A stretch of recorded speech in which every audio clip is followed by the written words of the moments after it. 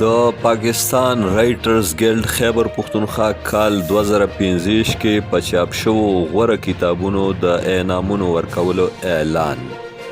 زه د وطن مازیګر، ادبي اتلان، پل چړیا او هزارات تحریک پاکستان د انعامونو لپاره منتخب شوي دي. د ګلډ د صوبایي سیکرټري پروفیسر اسیر منګل وینا.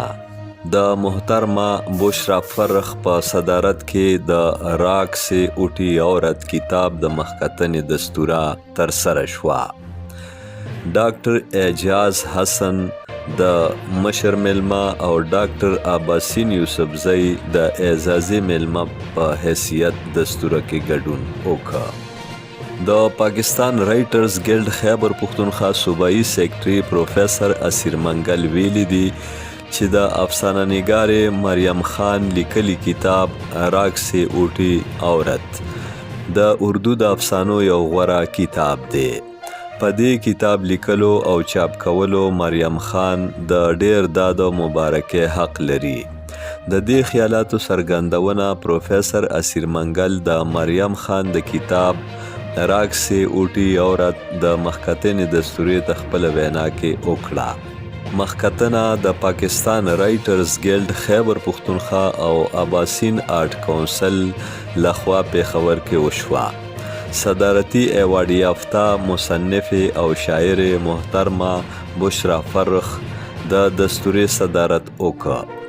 د ګندهارا یونیورسيټي وایس چانسلر ډاکټر اعجاز حسن خټک مشر ملما او صدارتي ایوارډ یافته شاعر ادیب او دانشور ډاکټر عباسین یوسفزئی اعزازي ملما و.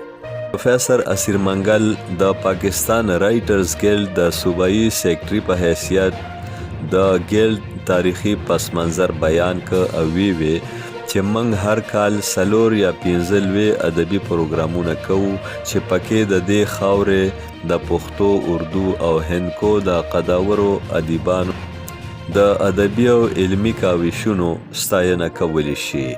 اسیر منګل وویل چې د حق رسیدلو ادیبانو په یاد کې دستورې کول هم د ګلډ د ادبي پروګرامونو برخه ده. صوبایي سیکرټري زیاته کړه چې ګلډ مختلفو ژبو کې د چاپ شوو معیاري کتابونو د مخکتنې دستورې او کثیر اللساني مشاعرې هم کوي.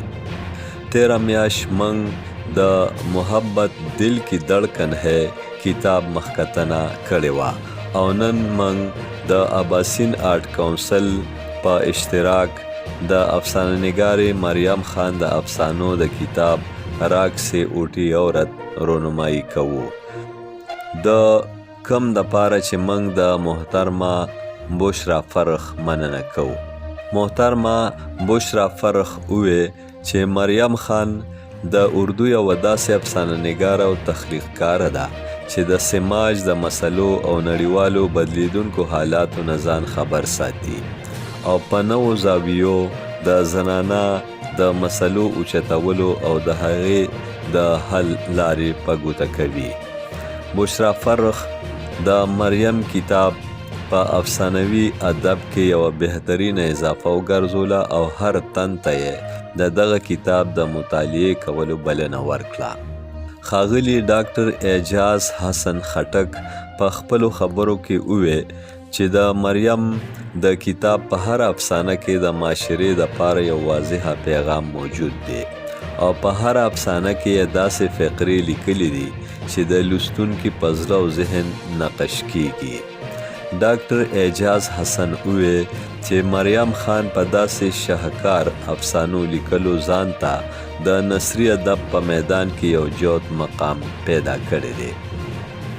ښاغلي ډاکټر عباسین یوسفزئی په خپلو خبرو کې د مریم خان د کتاب ستاینه وکړه او ویل چې موږ سره په زنانه افسانه نګارو کې زیتون بانو یو اوچت نوم دی او د مریم د کتاب لوستلو نه پس موږ دا ویلی شو چې مریم خان هم په موجوده دور کې د یو منفرد طرز افسانه نګاره ده.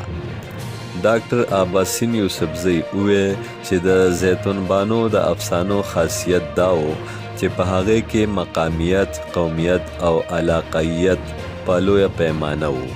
هغه د خپل چاپیرچل نه راوتې افسانې وې او د مریم خان افسانو کې ګلوبلایزیشن دی. دا افسانې آفاقیت لري.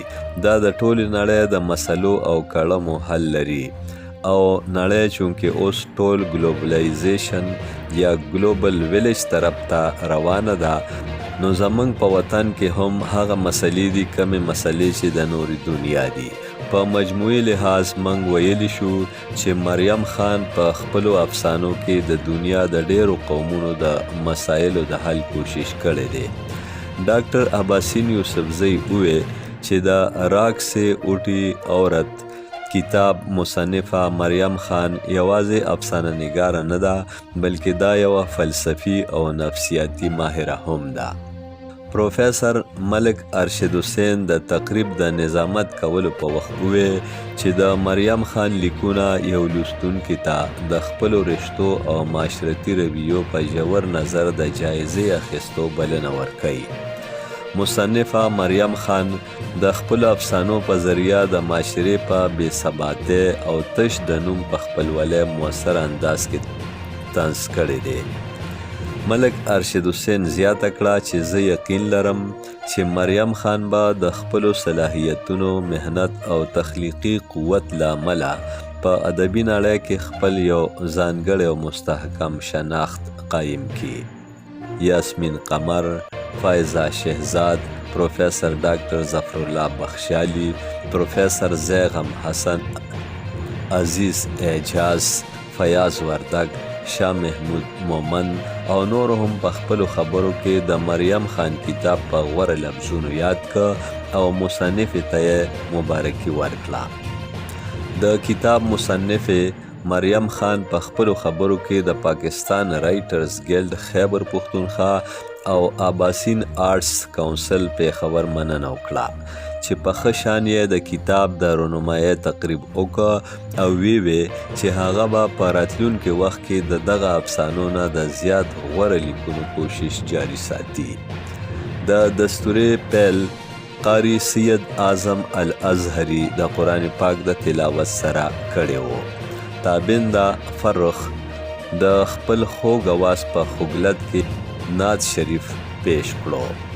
په دې موقع نامتو کالم نگار، شاعر او ادیب مشتاق شباب، کلثوم زیب، شیرولی خان اورکزئی، ډاکټر طارق محمود دانش، ډاکټر نور البصر امن، آباد حسن خټک، شیر عالم شینواری، امجد هادي یوسفزئی او درزنونه نور ادیبان، شاعران، صحافیان او دانشوران موجود وو. تقریب کې ملمنو ته د ګلونو ګلدستې هم وړاندې کړې شوې. اخر کې صوبایي سیکرټري اسیر منګل د ټولو ملمنو او ګډونوالو مننه وکړه او د پاکستان رایټرز ګلډ لخوا په کال 2015 کې په چاپ شوو بهترین کتابونو پښتو هندکو د انعامونو ورکولو اعلان یې وکړو.